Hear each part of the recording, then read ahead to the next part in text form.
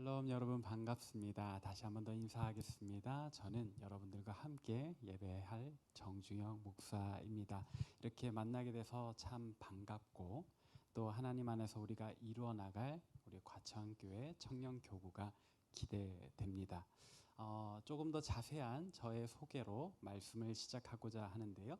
저는 경상북도 포항이 고향입니다.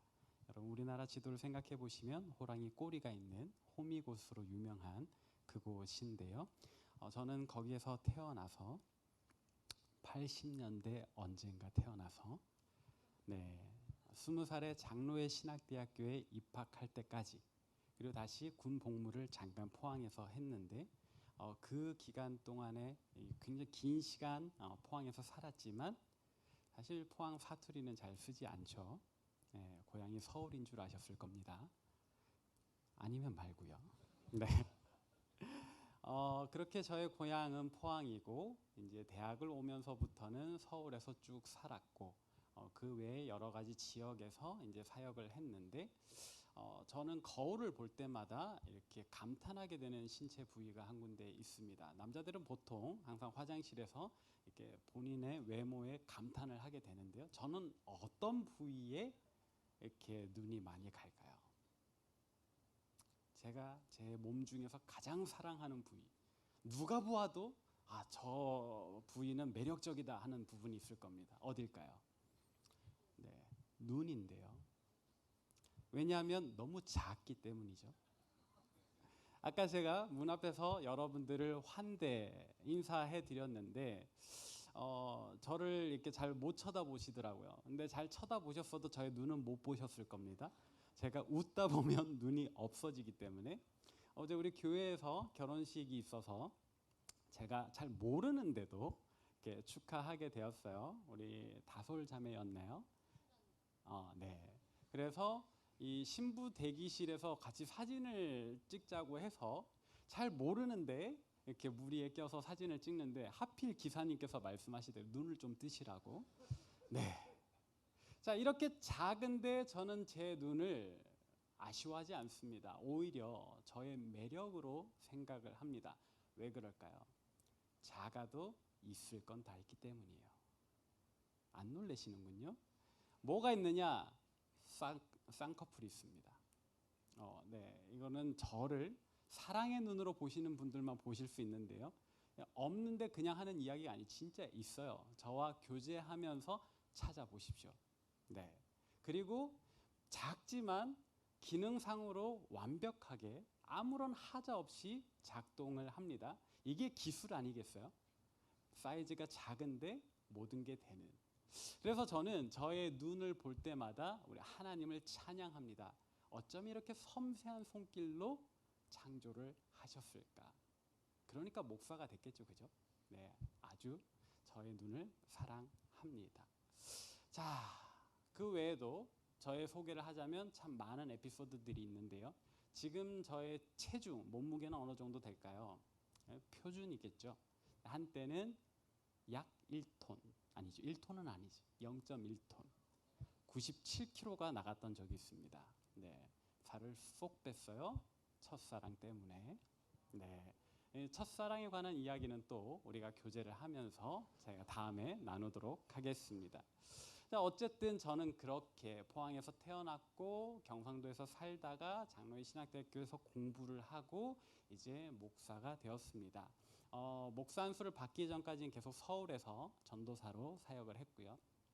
목사 안수를 받고 나서는 이 충북에 있는 청주 그리고 경기도 남부에 있는 평택 바로 직전까지는 경기도 북부에 있는 남양주시 별내에서 계속 사역을 해왔습니다. 지나간 시간을 제가 정리를 해보니까는요, 이렇게 여러 도시를 거쳐왔잖아요. 그리고 그런 도시에서 청년부 사역을 오래 했습니다. 몇 년쯤 했을까요? 5개 교회에서 13년을 했더라고요. 이제 내년이면 14년째를 맞이합니다. 누군가는 저에게 묻습니다. 청년부 사역 힘들지 않느냐? 아니요, 저는 오히려 청년부 사역이 좋습니다. 다른 사역을 안 해보셔서 그렇게 생각하시는 거 아닐까요? 아니요, 전 다 해봤습니다. 이 성격에 저는 ISTJ거든요. 지난주에 정발 목사님께서 저의 MBTI를 소개하셨는데 ISTJ인데도 유치부 사역을 해봤습니다. 여러분 안녕하세요 하면서 사역의 현장에 있으니까 I지만 E 성향이 잘 개발이 되더라고요. T지만 F도 개발이 되더라고요. 어쨌든 유치부부터 교구까지 다 해보니까는요. 저는 청년 사역이 좋아요. 여러분들과 함께 즐겁고 행복한 신앙생활 할 수 있으리라 기대합니다. 그런데요, 또 이렇게 제가 지나간 시간을 오늘 말씀 위에서 정리를 하다 보니까 여러 도시를 다녔어요. 많은 공동체를 겪었어요. 그때마다 참 두렵고 또 설레는 그런 감정들이 있었습니다. 오늘도 역시 마찬가지인데요. 잘 적응할 수 있을까 하는 두려움이 저에게도 있습니다. 우리가 항상 낯선 곳에 가게 되면 어떤 사람들 만나게 될까, 내가 잘할 수 있을까 하는 그런 염려가 있잖아요. 오늘 저에게 역시나 그런 감정들이 꽃피어 올랐습니다만 또 생각해 보면 늘 잘 적응했던 것 같아요. 아마 우리 과천교회 청년교구에서도 저는 잘 적응할 수 있을 겁니다. 여러분들과 함께 너무나도 행복한 시간을 보낼 수 있을 것 같아요. 그렇게 생각하는 이유가 뭔가, 이전의 공동체에서도 제가 그 교회 성도들과 가졌던 공통점이 있더라고요. 우리 안에도 이 공통점은 똑같이 있습니다. 무엇일까요? 바로 그리스도인이라는 겁니다. 전 목사지만 그건 제가 맡고 있는 직분이고요.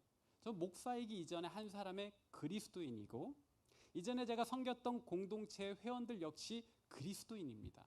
우리가 하나님을 믿는, 하나님을 예배하는 모임으로 만났기에 그 공통점이 우리에게 큰 이유라서 제가 그 공동체들에서 다 적응을 잘했어요. 우리도 마찬가지죠. 저는 그리스도인으로서 오늘 이 자리에 있는 겁니다. 여러분들도 그리스도인으로 이 자리에 모이셨으니까 우리에게 이미 아주 중요한 공통점이 있잖아요. 우리는 잘 어우러질 수 있을 겁니다. 잘 어우러 주실 거죠? 네.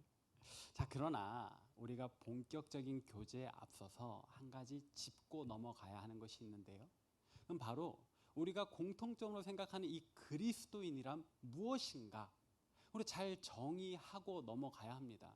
제가 생각하는 그리스도인에 대한 정의와 여러분들이 생각하는 그리스도인에 대한 정의가 달라서는 언젠가 어그러질 수밖에 없겠죠. 우리가 같은 정의를 가지고 같은 목표를 향해서 갈 때 우리는 잘 어우러질 텐데요. 자, 그렇다면 묻겠습니다. 그리스도인은 어떤 사람을 지칭합니까? 언뜻 생각해보면 그리스도인이란 교회를 다니는 사람이라고 생각할 수 있겠죠. 교회 안 다니는데 그리스도인은 아니겠죠. 그러나 무언가 부족합니다. 그냥 교회 다니는 사람을 그리스도인이라고 할 수는 없을 것 같아요. 뭐가 더 필요한가요? 교회를 다녀도 예수님을 안 믿을 수 있기 때문에. 본질적으로 그리스도인은 예수님을 믿는 사람이어야 할 겁니다. 구분을 짓는 거예요. 그냥 교회 출석만 하는 사람과 진짜 예수님을 믿는 사람으로 말입니다. 근데 여기서 저는 한 가지를 덧붙이고 싶습니다. 예수님을 믿되 어떻게 믿어야 합니까? 쉽게 대답할 수 있죠. 잘 믿어야 됩니다. 예수님을 잘 믿어야 돼요. 잘못 믿지 않고 대충 믿지 않고 그리스도인이라고 한다면 예수님을 제대로 믿는 사람이어야 합니다. 그럼 이어지는 질문이 또 있죠. 우리는 예수님을 제대로 믿고 있습니까? 우리 중에 누군가는 신앙생활을 시작한 지 얼마 안 되는 사람도 있겠고, 누군가는 어머니 뱃속에서부터 평생을 믿어온 사람도 있을 텐데, 우리 모두가 똑같은 질문 앞에 서 보는 겁니다. 나는 예수를 잘 믿고 있는가? 어떻게 해야 잘 믿는 거죠? 저는 또다시 두 가지 질문으로 나누어 봅니다. 첫 번째는 예수님을 어떤 분으로 믿고 있는가 하는 겁니다. 두 번째는 예수님을 어떤 이유에서 믿고 있는가 하는 겁니다. 예를 들자면 이런 거죠. 어떤 사람이 매주 주일 예배에 성실하게 출석을 합니다. 그분은 예수님을 아주 존경해요. 근데 그분이 예수님을 존경하는 이유가 뭔가? 아주 도덕적으로 완벽한 사람이기 때문에. 성인이잖아요.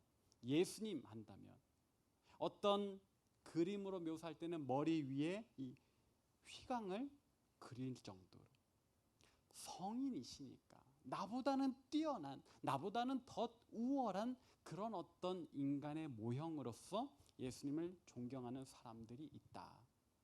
그런 사람들은 예수님의 가르침은 동의하나 한편으로 그런 생각을 합니다. 진짜 예수님이 물을 포도주로 만드셨다고? 진짜 예수님이 앞 못 보는 맹인을 다시 보게 하셨다고? 진짜 예수님이 죽었던 나사로를 다시 살리셨다고? 그런 기적까지는 잘 모르겠다. 근데 아무튼 예수님이 하시는 말씀은 좋은 말씀들이니까 나보다는 훌륭하신 분이니까 정도로 생각하는 사람도 있고, 또 어떤 사람은 예수님 정말로 그런 기적을 일으키신 분 맞아. 예수님 진짜로 죽은 나사로를 살리셨어. 맹인을 보게 하셨어. 물을 포도주로 만드셨어. 그분은 하나님의 아들이야. 난 믿는다니까. 하지만 그가 예수님을 그렇게 믿는 이유가 예수님 믿으면 그 놀라우신 하나님의 아들이 내 인생 잘 되게 해주실 거야.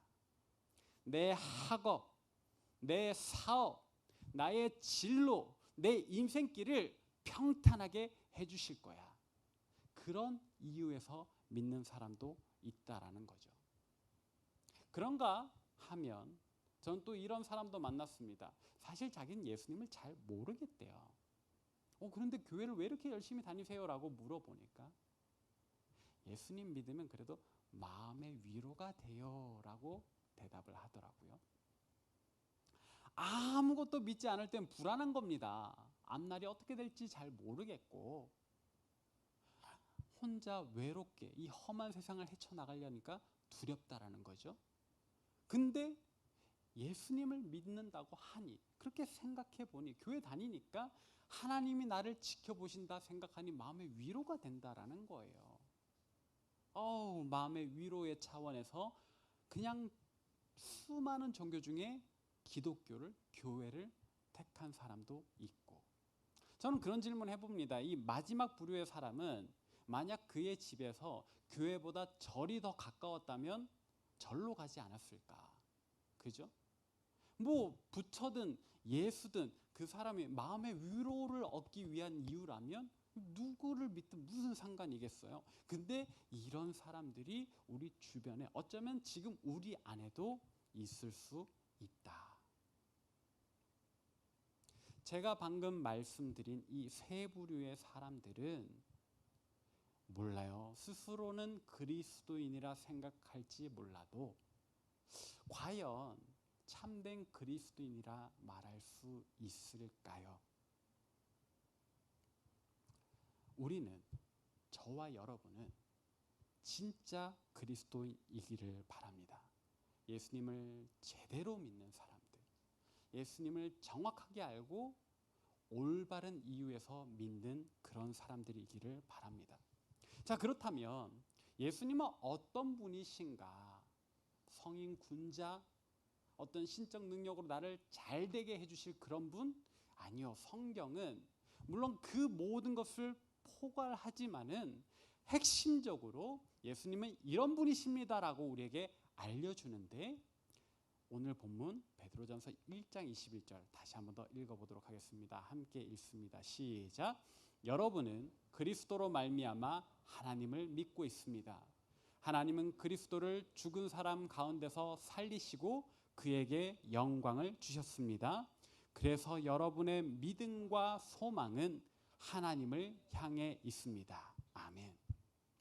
자, 여기 보니까 오늘 본문인 베드로전서 1장 21절은 예수님을 어떤 분이라고 우리에게 알려주고 있습니까? 하나님께서 죽은 자 가운데서 다시 살리신 분, 그리고 영광을 주신 분. 이게 어떤 좀 추상적인 표현이지만 우리가 이 구절을 무슨 사건을 가리키는지 알고 있잖아요. 하나님께서 그를 죽으셨던 분을 다시 살리셨다는 거. 언제 죽으셨죠? 예수님이 십자가에 달려 죽으실 때. 십자가에 달려. 근데 예수님이 십자가에 왜 달리셨습니까? 우리 죄를 대신해서 달리십니다. 예수님 그분은 아무런 죄도 없으시지만 저와 여러분들이 지었던 그 죄, 우리가 안고서는 멸망할 수밖에 없는 그 죄를 대신 지시려 십자가에 달려 죽으셨지요. 그리고 그렇게 끝나버리신 것이 아니라 무덤에 갇히신 지 사흘 만에 다시 살아나신, 부활하신, 그리고 이제는 하나님 보좌 우편에서 우리를 위하여 중보하고 계시는 분이란 말입니다. 이것이 우리가 그리스도인으로서 다른 어떤 것보다도 예수님에 대해서 생각할 때 핵심적으로 떠올려야 되는 복음이에요. 여러분, 그리스도인은요, 진짜 그리스도인은요, 예수님을 다르게 믿는 사람들이 아니에요. 나를 위하여 내 죄를 대신해서 십자가 지시고 나에게 부활과 영생의 소망을 주신 분이라는 그 사실을 믿는 사람이 진짜 그리스도인인 겁니다. 다시 한 번 더 묻겠습니다. 여러분들은 예수님을 어떤 분으로 믿고 계십니까? 이어서 두 번째 질문입니다. 우리가 예수님을 믿는 이유는 무엇이어야 합니까? 여러분들이 예수님을 어떤 이유에서 믿고 계십니까? 아까도 이야기했다시피 누군가는 예수님을 믿으면 마음의 위로와 평안이 오니까, 혹은 좀 그분이 신적 능력으로 내 인생 잘 되게 해주셨으면 하는 그런 행운의 부적 같은 존재로 믿을 수 있는데, 우리는 어떤 이유에서 그분을 믿고 있습니까? 첫 번째 질문의 정답과 다시 이어집니다.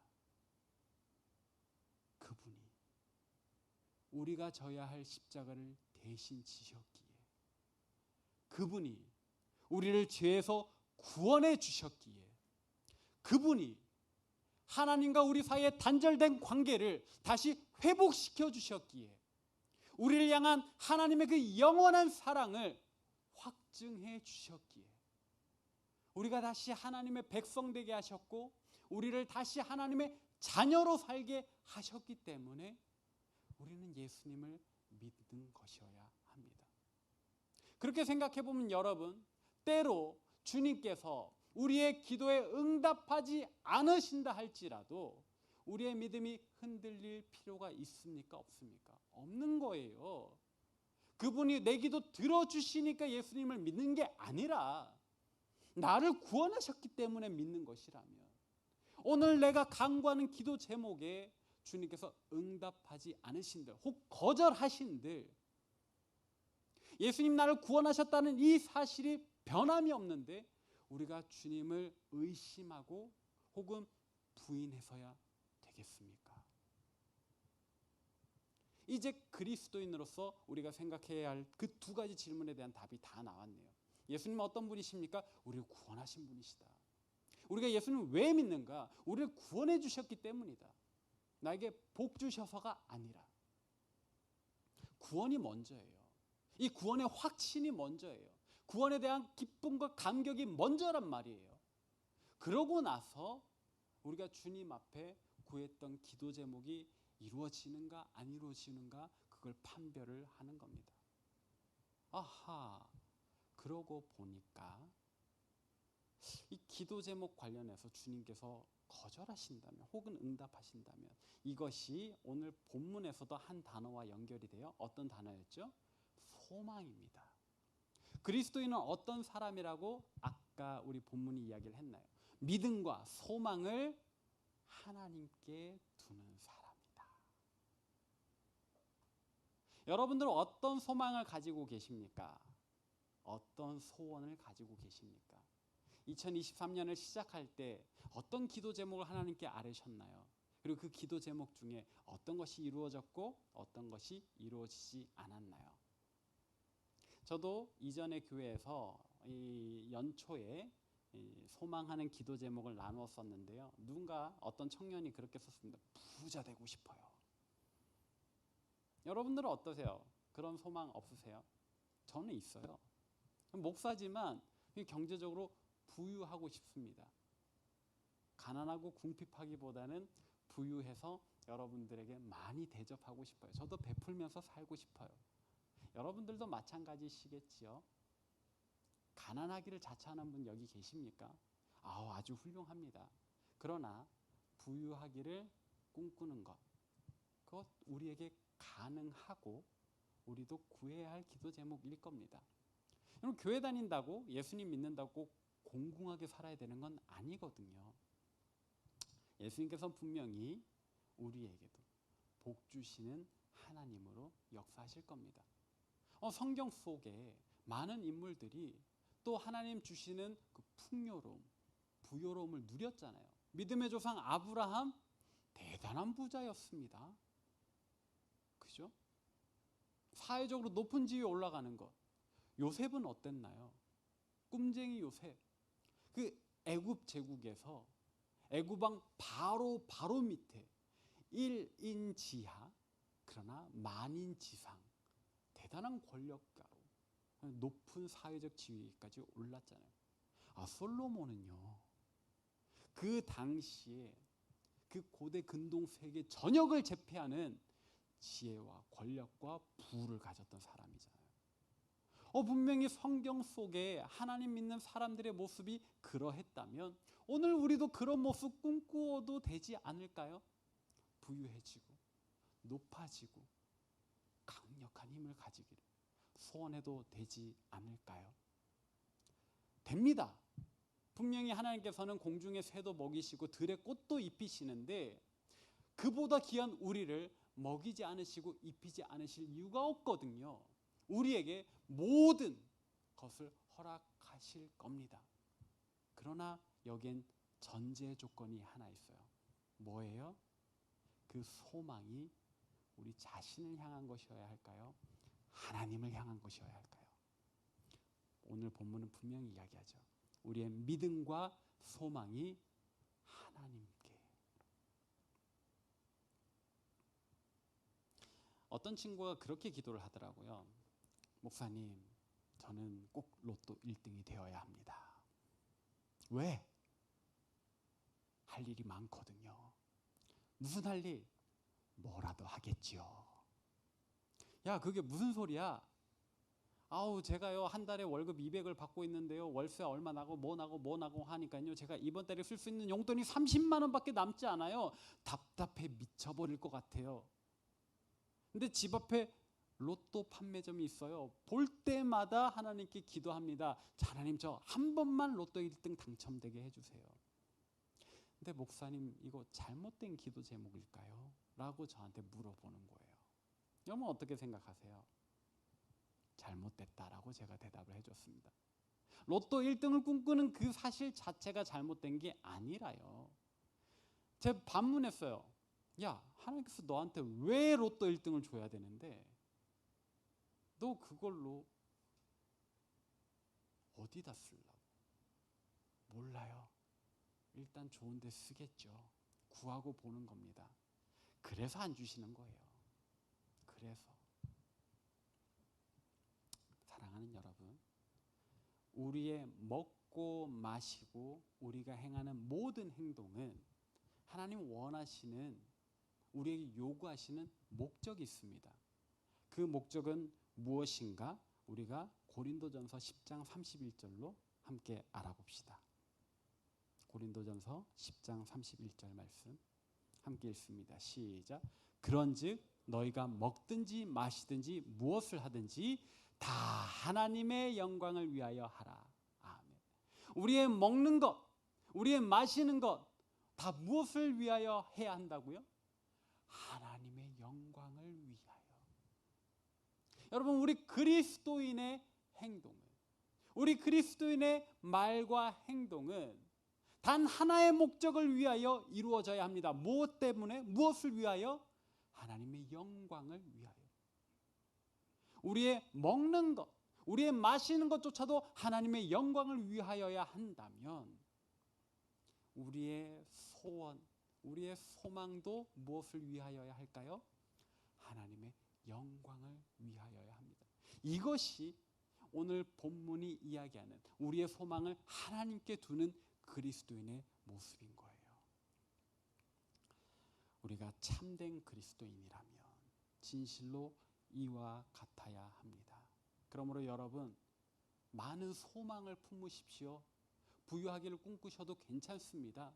그러나 다만 나의 말과 행동이, 내 모든 삶의 행동이 주 안에서 하나님의 영광을 위한 것이기를 먼저 구하십시오. 그렇게 할 때에 우리의 나머지 소원들은 가지가 쳐질 겁니다. 제 길을 찾아가게 될 거예요. 그리스도인다운 모습으로 말이죠. 만약 이도 저도 모르겠다면 그냥 이렇게 기도해 주십시오. 하나님, 제 삶 하나님 뜻대로 인도해 주옵소서. 하나님 뜻대로 인도해 가시면 하나님 영광을 위하여 우리를 사용하시겠죠. 당장 내가 어느 회사를 가야 할까? 내가 어떤 사업을 해야 될까? 거기에 대한 골똘한 고민보다도 그 전에 먼저 나의 삶이 하나님께 영광 돌리는 삶 되기를 먼저 구하십시오. 어떻게 사는 것이 하나님께 영광이 되는 삶인가 고민하시면서 우리가 그렇게 살 때 우리는 진실로 누가 보아도 그리스도인다워질 겁니다. 이것이 우리가 하나님 앞에서 품어야 할 참된 그리스도인다운 믿음과 소망인 줄로 믿습니다. 이제 말씀을 정리하겠습니다. 말씀을 정리하면서 여러분들에게 다시 한번 묻겠습니다. 여러분들은 예수님을 왜 믿으십니까?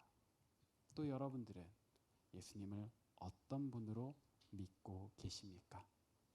우리가 예수님을 믿는 이유는 그분이 우리를 대신하여 우리의 모든 죄를 지시고 십자가 지심으로 말미암아 우리를 구원해 주셨기 때문입니다. 예수님 우리에게 복 주기 위한 그런 부적 같은 그런 존재가 아니에요. 우리의 생명을 구원하시려 자기 생명을 내어주신 하나님의 아들이십니다. 우리가 그분을 믿으며 그 예수님을 믿으며 이제 그분을 향한 믿음에 합당한 하나님의 영광을 위하여 사는 그런 삶을 사는 저와 여러분 되시기를 바랍니다.